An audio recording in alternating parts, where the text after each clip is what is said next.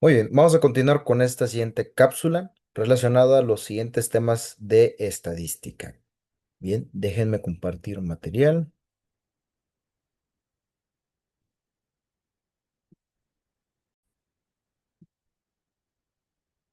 Bien, ahora vamos a analizar los tipos de universos y sus clasificaciones, ¿verdad?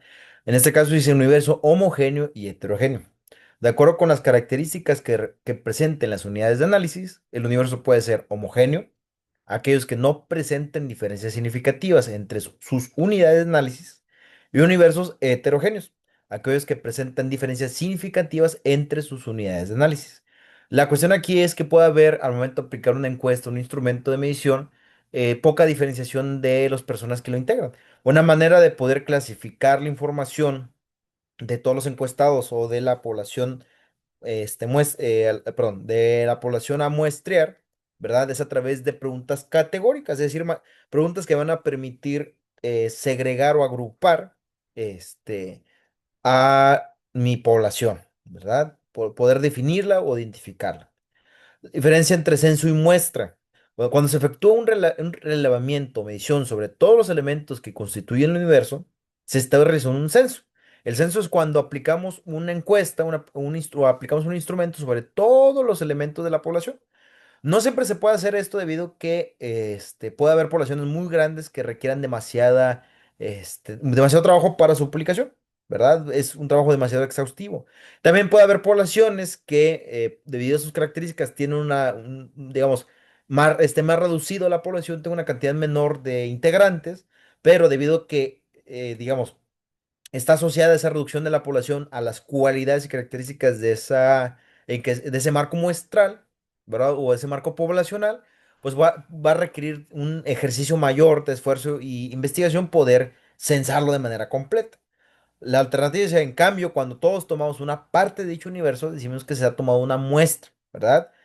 Una muestra es un subconjunto del conjunto total o universo que supone es representativo, es decir, que dicho subconjunto representa lo más fielmente posible las características del conjunto total, ¿verdad? Ya vimos en su momento cómo poder hacer ese cálculo, ¿verdad? Diseño de la muestra o cómo es que se aplica o se selecciona a los integrantes de la muestra una vez medida, ¿verdad? Una vez contabilizado. Primero tenemos que definir la población de estudio, es decir, quiénes nos interesan investigar o analizar dentro de todas las posibles personas o datos a los que consultar.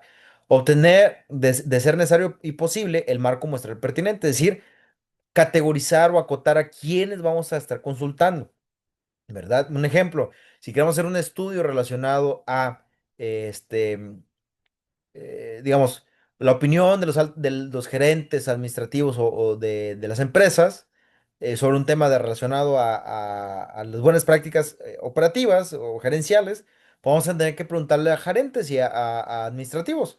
De nada sirve encuestar a personal de la calle, ¿verdad? O gente varia que no tenga conocimiento, que no sea expertos, que en su opinión no nos va a ser relevante para el estudio. Después, escoger la técnica de muestreo más adecuada. Es decir, de qué manera se va a muestrar a esas personas. Tomar decisiones sobre el tamaño y margen de error de la muestra, como se mencionaba anteriormente, dependiendo de la probabilidad de ocurrencia que se desea analizar y el error estimado a asumir, pues vamos a tener que decidir cuál va a ser nuestra población, nuestra muestra a encuestar. El marco muestral está compuesto por un listado de los elementos que componen nuestro universo y que permiten su identificación y es la base de los muestreos probabilísticos. Entre los tipos de muestreos está muestras probabilísticas, aleatorias o azar simple, azar sistemático, azar estratificado, azar por racimo o conglomerados. También están las muestras no probabilísticas, como son las accidentales, casuales o por conveniencia, intencionales, razonadas o por criterios, por cuotas y bola de nieve, ¿verdad? La primera, que es el tipo de muestreo probabilístico y marco muestral, dice, las muestras probabilísticas son aquellas que basadas en las teorías de las probabilidades, permiten conocer a priori, a primera instancia, cuál es la probabilidad que tiene cada elemento de ser incluido en la muestra. Y se refleja con la fórmula la probabilidad de que se da a través de los casos favorables entre los casos posibles. Estos muestreos requieren el conocimiento previo del universo y la identificación de sus unidades, es decir, que requiere de un marco muestral.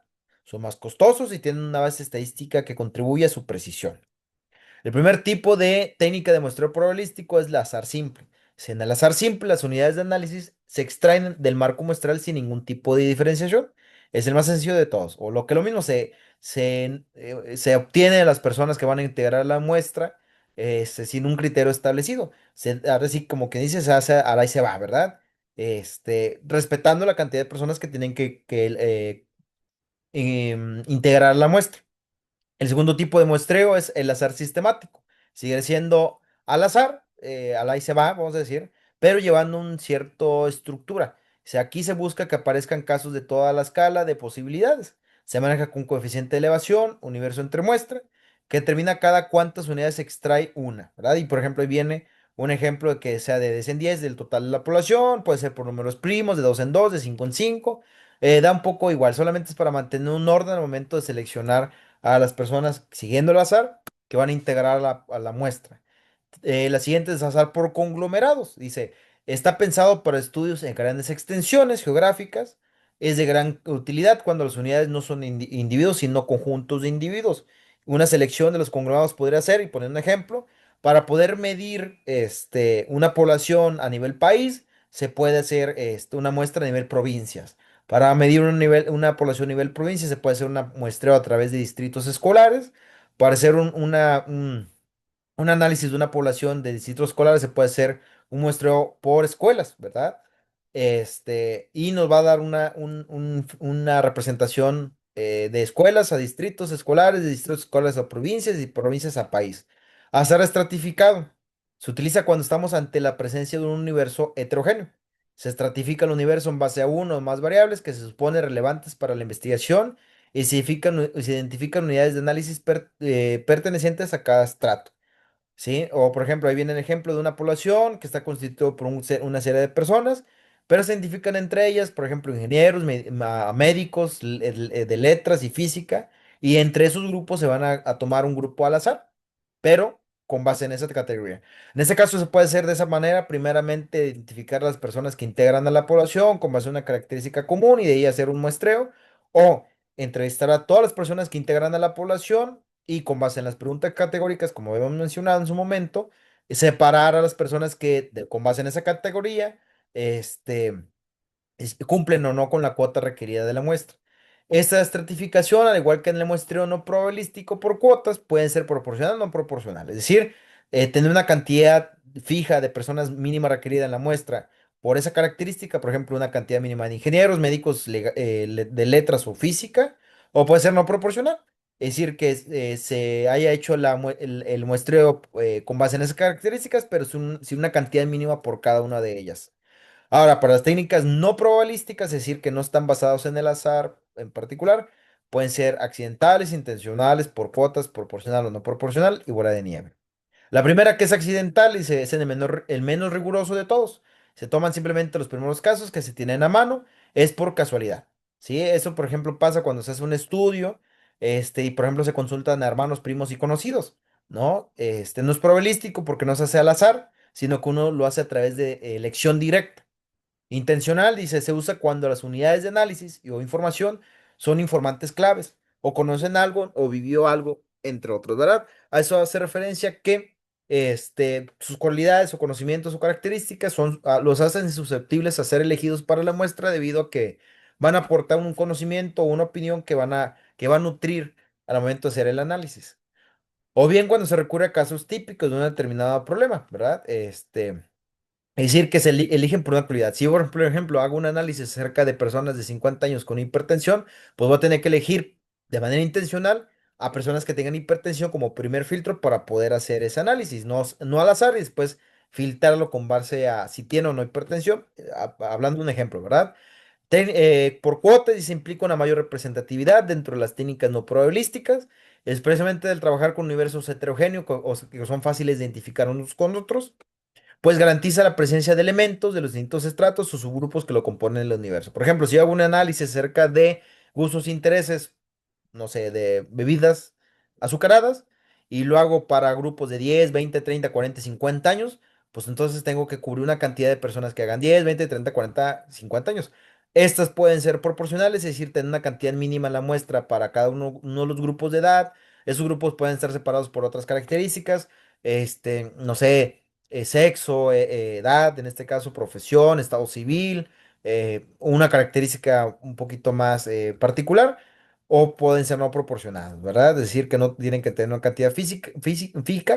Bola de nieve, sí, es un contacto, un contacto que deriva a otros.